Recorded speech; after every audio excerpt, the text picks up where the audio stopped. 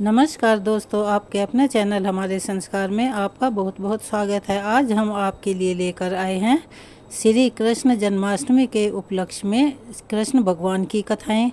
लेकिन उससे पहले अगर आप हमारे चैनल पर नए हैं और अभी तक आपने चैनल को सब्सक्राइब नहीं किया है तो आप सभी से निवेदन है कि हमारे चैनल को सब्सक्राइब करें, वीडियो को लाइक करें, ज़्यादा से ज़्यादा शेयर करें ताकि इन कथाओं के श्रवण का लाभ और लोगों को भी मिल सके। बेल आइकन को दबाना ना भूलें ताकि हमारी आगे आने वाली हर वीडियो की जानकारी आपको नोटिफिकेशन के जरिए मिल जाया करे। जय श्री कृष्ण, राधे राधे, हर हर महादेव। भव सागर से पार उतरने का एकमात्र साधन है कृष्ण नाम का सुमिरन, लेकिन कृष्ण तक पहुंचने का भी सबसे सरलतम मार्ग है राधे रानी के नाम का जप। तो चलिए हम आपको पहले सुनाते हैं राधा रानी की कथा, जो कि कृष्ण को भी बहुत प्रिय है और राधे रानी के नाम की महिमा तो सभी जानते हैं। इस कथा के बाद हम सुनाएंगे जन्माष्टमी की कथा, उसके बाद में कृष्ण चालीसा और सबसे बाद में, जैसा कि सभी जानते हैं, कथा सुनने के बाद आरती करना अनिवार्य होता है। तो सबसे बाद में हम सब मिलकर कृष्ण की आरती करेंगे। एक बार की बात है, राधा रानी को एक सांप ने काट लिया। राधा जी की सारी सखियां दौड़ी दौड़ी राधा की माँ के पास आई और कहने लगी, माँ माँ चलकर अपनी बेटी को तो देखो, एक काले सांप ने डस लिया है और राधा के सिर से दोनी गिर गई है, अर्थात मटकी गिर गई है और वह बेहोश हो गई है। अब इसके विष को उतारने के लिए किसी गुणी को बुलाना पड़ेगा। माँ ने सुना तो वह बहुत डर गई और रोते रोते राधा जी को अपने हृदय से लगा लिया। एक सखी ने तभी कहा, माँ यदि राधा जी को ठीक करना है तो श्री कृष्ण को बुलवाइए। अगर कृष्ण जी आ जाएंगे तो राधा जी तुरंत ही जीवित हो जाएंगी, क्योंकि श्री कृष्ण गारुड़ी हैं, तीनों लोकों में उनसे श्रेष्ठ कोई नहीं है। सूरदास जी बता रहे हैं कि राधा रानी को ठीक करने के लिए आज कृष्ण जी को बुलाया जा रहा है। अब राधा रानी की सखियां कृष्ण जी की मैया यशोदा के पास आई और कहने लगी, मैया तुम्हारा कृष्ण सांप के विष को उतारने वाले गारुड़ी हैं, आप अपने पुत्र को हमारे साथ भेज दो, राधा रानी को काले सांप ने डस लिया है। मैया यशोदा ने सुना तो वह सुनकर मुस्कुराने लगी, लेकिन अभी थोड़ी देर पहले तो राधा मेरे घर आई थी। राधा रानी की मूर्छा के मूल कारण को समझकर मैया यशोदा चुप हो गई और सखियों को अपने हंसने का कारण नहीं बताया। अब मैया यशोदा कान्हा जी को पुकारने लगी, कहने लगी, कान्हा राधा के यहाँ कीर्ति नाम की ग्वालिन तुम्हें बुलाने आई थी, तुम वहाँ चले जाओ। सुना है राधा को काले सांप ने डस लिया है, तुम कब से गारुड़ी बन गए हो, अरे लल्ला जल्दी जाओ और उसका विष झाड़ दो। माँ ने मन ही मन मुस्कुराकर कहा, कृष्ण सुना है तुम कुछ ऐसा मंत्र जंत्र जानते हो कि काले सांप का विष उतर जाता है। अब भगवान श्री कृष्ण जी गारुड़ी बनकर वहाँ आ गए। जब वृषभानु सुता राधा ने सुना तो मन ही मन वह बड़ी प्रसन्न हुई कि श्री कृष्ण तो आज मेरे द्वार पर आए हैं, और अपने आप को राधा रानी अन्य लोगों से धन्य समझने लगी और मन ही मन इतराने लगी। प्रेमवश वह एकदम मुरझा सी गई और राधा जी की आंखों से प्रेम के आंसू बहने लगे। राधा को इस प्रकार रोता देखकर उसकी माँ भी व्याकुल हो गई और वे ये समझने लगी कि राधा के एक एक अंग में विष का गहरा प्रभाव हो गया है। अब तो माँ रोती हुई व्याकुल होकर इधर उधर फिर रही थी। वे अपनी पुत्री को बार बार गले लगाती और फिर राधा रानी की दशा देखकर परेशान हो रही थी। श्री कृष्ण के आने की खबर पाकर माँ दौड़कर आई, कान्हा जी के पैरों को पकड़कर कहने लगी, हे मोहन, मेरी लाडली बेटी राधा बहुत ही व्याकुल है और बहुत परेशानी में है, कृपा करके उसे ठीक कर दो। माँ चाहे जो भी समझे, लेकिन प्रेम पूर्ण हृदय के प्रेम भावों को तो श्री राधे रानी और श्री कृष्ण दोनों ही पूरी तरह से समझ रहे थे। तब श्री कृष्ण ने कुछ झाड़ फूंक करना शुरू किया और राधा जी को स्पर्श किया। जैसे ही उन्होंने राधा जी को स्पर्श किया तो एकदम से किशोरी जी यानी कि श्री राधा रानी ने अपनी आंखें खोल दी। श्री कृष्ण जी वास्तव में बहुत बड़े गारुड़ी हैं। शरीर का विष तो उन्होंने झाड़ दिया, लेकिन मन और सिर पर प्रेम का जादू कर दिया। तब राधा रानी ने होश में आकर अपने नेत्र खोले और आगे श्री कृष्ण को देखा तो बस एक टक निहारती ही रह गई। फिर लाज से एकदम खड़ी होकर अपने वस्त्रों को संभालने लगी। फिर राधा रानी ने अपनी माँ से पूछा, माँ आज क्या है, ये सब लोग यहाँ क्यों इकट्ठा हो गए हैं? माँ बोली, राधे तुम्हें सांप ने डस लिया था और तुम्हें तो अपने तन मन की कोई सुध नहीं थी। अब माँ राधा रानी को बताने लगी कि श्री कृष्ण के मंत्रों के द्वारा तुम्हारा उपचार हुआ है। राधा रानी की माँ बार बार कुंवर कन्हई की बड़ाई करने लगी। माँ ने श्री कृष्ण के मुख को चूमा, गले से लगाया और फिर उसे अपने घर भेज दिया। वो कहती है कि मैया यशोदा की कोख धन्य है, जिससे श्री कृष्ण जैसे सुपुत्र का अवतार हुआ है। इन्होंने तो तुरंत ही ऐसा उपाय कर दिया है कि मेरी बेटी को जिंदा कर दिया। अब माता मन ही मन सोचने लगी कि राधा कृष्ण की यह जोड़ी तो मानो भगवान ने सोच समझकर बनाई है। ब्रज के घर घर में अब यह चर्चा चल पड़ी कि कृष्ण जी बहुत बड़े गारुड़ी हैं और भगवान ने इस तरह से और भी बहुत सारी सुंदर प्रेम लीलाएं ब्रज में की थी। भाद्रपद मास कृष्ण पक्ष अष्टमी तिथि को ही श्री कृष्ण जन्माष्टमी कहते हैं और इसे गोकुलाष्टमी के नाम से भी जाना जाता है, क्योंकि यह दिन भगवान श्री कृष्ण का जन्मदिन माना जाता है। इस तिथि की घनघोर अंधेरी आधी रात को रोहिणी नक्षत्र में मथुरा के कारागार में वासुदेव की पत्नी देवकी जी के गर्भ से भगवान श्री कृष्ण ने जन्म लिया था। पौराणिक कथाओं के अनुसार भगवान विष्णु ने इस संसार को पापियों के अत्याचारों से बचाने के लिए द्वापर युग में श्री कृष्ण के रूप में अवतार धारण किया था। भगवान श्री कृष्ण ने माता देवकी की कोख से अपने अत्याचारी मामा कंस के प्रकोप और अत्याचारों से दुनिया को बचाने के लिए मथुरा में जन्म लिया था, किंतु इनका पालन पोषण माता यशोदा ने गोकुल में किया था। तो चलिए अब हम आपको सुनाते हैं श्री कृष्ण के जन्म की पौराणिक कथा। द्वापर युग में भोजवंशी राजा उग्रसेन मथुरा में राज्य किया करते थे। उनका कंस नाम का एक पुत्र था। वह अत्याचारी और दुराचारी था। अत्याचारी पुत्र कंस ने सिंहासन और राजपाट के मोह में आकर अपने पिता को गद्दी से उतार दिया और स्वयं मथुरा का राजा बन बैठा। कंस बहुत अत्याचारी था। उसने अपने पिता को कारागार में डाल दिया। अपनी प्रजा को प्रताड़ित करना तो मानो उसका शौक ही बन गया था। वह अपनी प्रजा को मारता, उनसे अत्यधिक कर वसूल करता। कंस के राज में प्रजा बहुत दुखी थी, लेकिन बेचारी दुखी प्रजा जाती भी तो किसके पास जाती, क्योंकि राजा के आगे भला किसकी चल सकती है। पर वही बात है, कहा जाता है कि एक ना एक दिन सभी के पापों का घड़ा भरता है। कंस के साथ भी ऐसा ही हुआ। कंस की बहन देवकी का विवाह वसुदेव नाम के यदुवंशी सरदार के साथ हुआ था। कंस अपनी बहन से बहुत ज़्यादा प्यार करता था। देवकी कंस की लाडली बहन हुआ करती थी। देवकी जी का विवाह होने के बाद जब कंस उन्हें उनकी ससुराल पहुंचाने जा रहा था, तभी आकाशवाणी हुई कि हे कंस, जिस बहन को तू आज इतने प्रेम से ले जा रहा है, उसी में तेरा काल बसता है। तेरी इसी बहन के गर्भ से उत्पन्न 8वां बालक तेरा वध कर देगा। वह अपनी बहन देवकी से बहुत ज़्यादा प्यार करता था, लेकिन उसे अपने प्राणों और राजगद्दी का मोह तो था ही। जब कंस ने आकाशवाणी सुनी तो मृत्यु का भय उसे डराने लगा।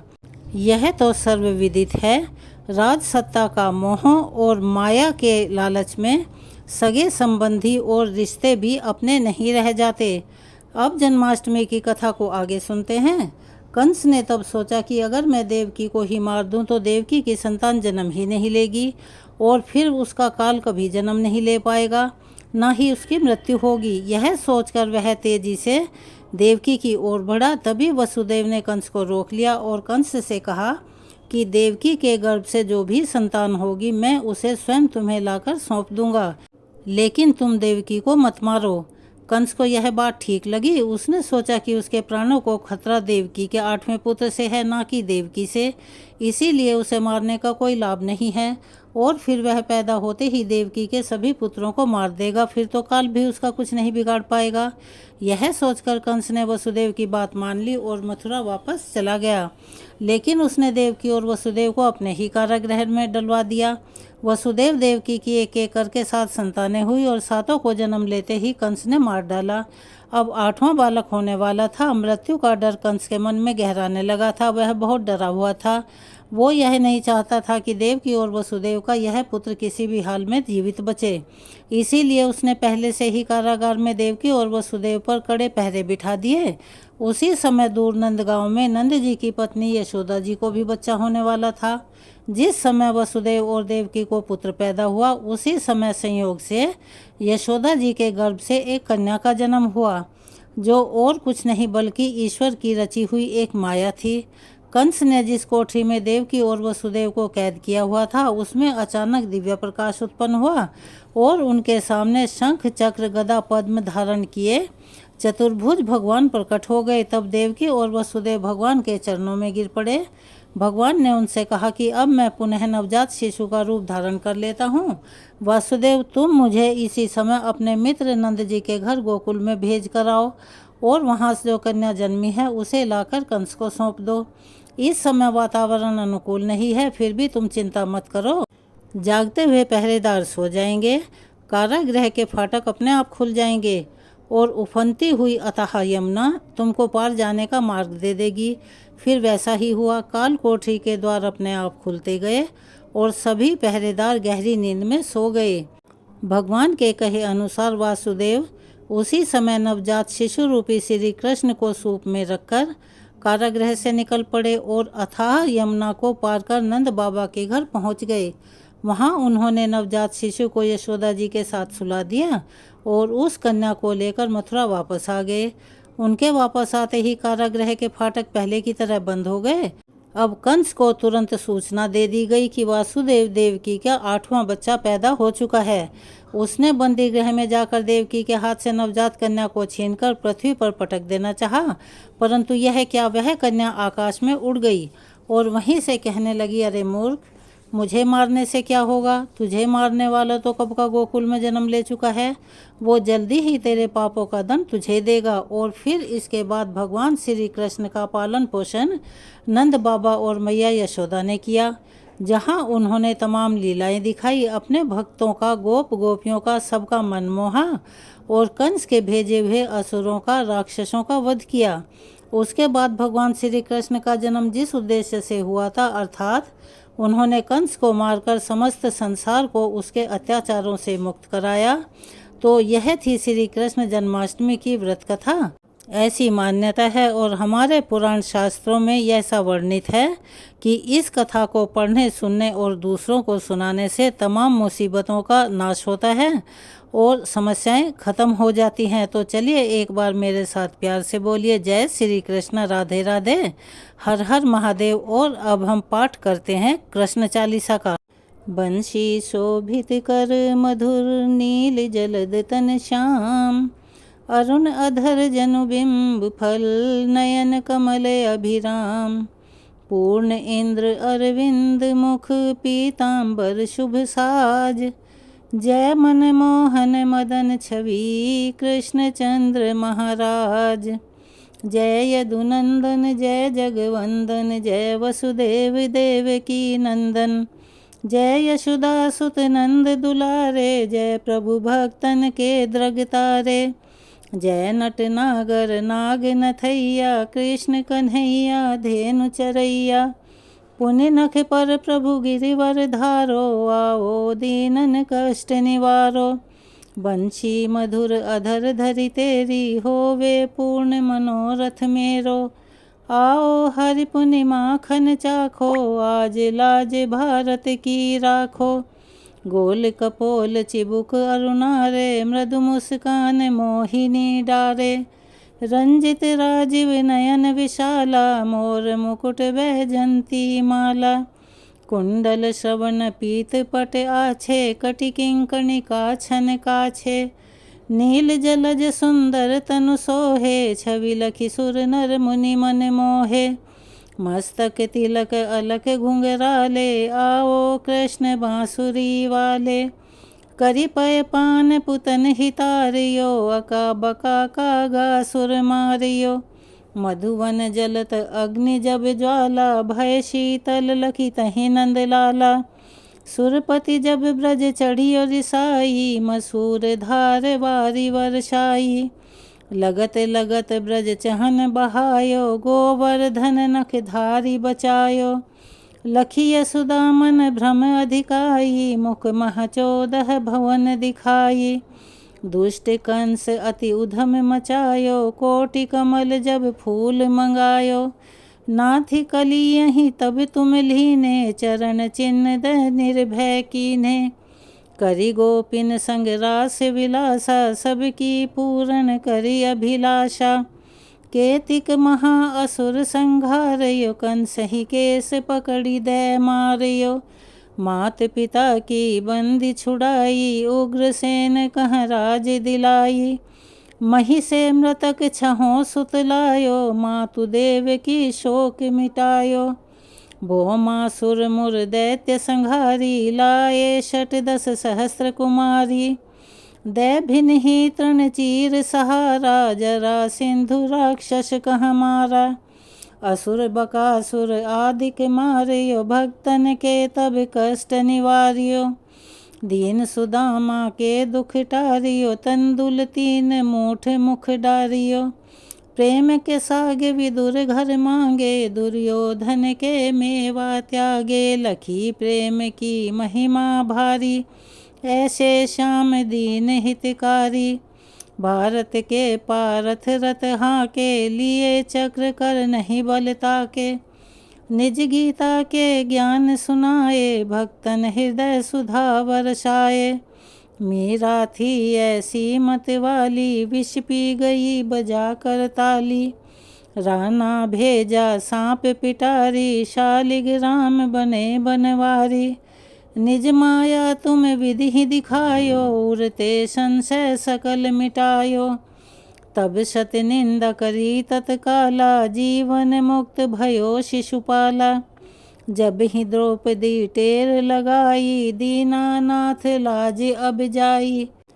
तुरत ही बसन बने नंदलाला, बड़े चीर भय अरिमुह काला। असनाथ के नाथ कन्हैया, डूबत भंवर बचावत नैया। सुंदर दास आस उरधारी, दया दृष्टि कीजे बनवारी। नाथ सकल मम कुमति निवारो, क्षमहु बेगी अपराध हमारो। खोलो पट अब दर्शन दीजे, बोलो कृष्ण कन्हैया कीजे। यह 40 कृष्ण का पाठ करे उरधारी। अष्ट सिद्धि नवनिधि फल लहे पदारथ चारी। श्री कृष्ण चालीसा यहाँ पर समाप्त होती है। चलिए अब करते हैं श्री कृष्ण भगवान की आरती। आरती कुंज बिहारी की, श्री गिरधर कृष्ण मुरारी की। आरती कुंज बिहारी की, श्री गिरधर कृष्ण मुरारी की। गले में वैजंती माला, बजावे मुरली मधुर बाला। श्रवण में कुंडल झलकाला, नंद के आनंद नंद लाला। गगन सम अंग कांति काली, राधिका चमक रही आली। लतन में ठाड़े बनमाली, भ्रमर सी अलक कस्तूरी तिलक। चंद्र सी झलक ललित छवि श्यामा प्यारी की, श्री गिरधर कृष्ण मुरारी की। आरती कुंज बिहारी की, श्री गिरधर कृष्ण मुरारी की। कनक में मोर मुकुट बिल से, देवता दर्शन को तरसे। गगन सो सुमन राशि बरसे, बजे मुरचंग मधुर मृदंग। ग्वालिन संग अतुल रति गोप कुमारी की, श्री गिरधर कृष्ण मुरारी की। आरती कुंज बिहारी की, श्री गिरधर कृष्ण मुरारी की। जहाँ ते प्रकट भई गंगा, सकल मन हारिणी श्री गंगा। स्मरण ते होत मोह भंगा, बसी शिव शीस जटा के बीच। हरे अघ कीच चरण छवि श्री बनवारी की, श्री गिरधर कृष्ण मुरारी की। आरती कुंज बिहारी की, श्री गिरधर कृष्ण मुरारी की। चमकती उज्ज्वल तट रेणु, बज रही वृंदावन बेनु। चहूँ दिशि गोपी ग्वाल धेनु, हसत मृदु मंद चांदनी चंद। कटत भव फंद टेर सुन दीन दुखारी की, श्री गिरधर कृष्ण मुरारी की। आरती कुंज बिहारी की, श्री गिरधर कृष्ण मुरारी की। आरती कुंज बिहारी की, श्री गिरधर कृष्ण मुरारी की। बोलिए श्री कृष्ण भगवान की जय। तो ये थी आज जन्माष्टमी के उपलक्ष्य में प्रस्तुति। आपको कैसी लगी कमेंट्स बॉक्स में अपनी राय अवश्य लिखें। अगर आप हमारे चैनल पर नए हैं और अभी तक आपने चैनल को सब्सक्राइब नहीं किया है तो आप सभी से निवेदन है कि प्लीज़ हमारे चैनल को सब्सक्राइब करें, वीडियो को लाइक करें, ज़्यादा से ज़्यादा शेयर करें ताकि यह कथाएं और लोगों को भी सुनने को मिल सकें, उन्हें भी इसका लाभ प्राप्त हो सके। बेल आइकन को दबाना ना भूलें ताकि हमारी आगे आने वाली सभी वीडियो की जानकारी आपको नोटिफिकेशन के जरिए मिल जाया करे। अपना सहयोग और प्यार हमें ऐसे ही प्रदान करते रहें। कमेंट्स बॉक्स में जय श्री कृष्णा, राधे राधे, हर हर महादेव लिखना ना भूलें। आपका एक छोटा सा प्रयास हमारे लिए काफ़ी मददगार सिद्ध होता है। प्लीज़ इस चीज़ को याद रखिएगा और चैनल को सब्सक्राइब कीजिएगा, वीडियो को लाइक कीजिएगा, ज़्यादा से ज़्यादा शेयर कीजिएगा। धन्यवाद।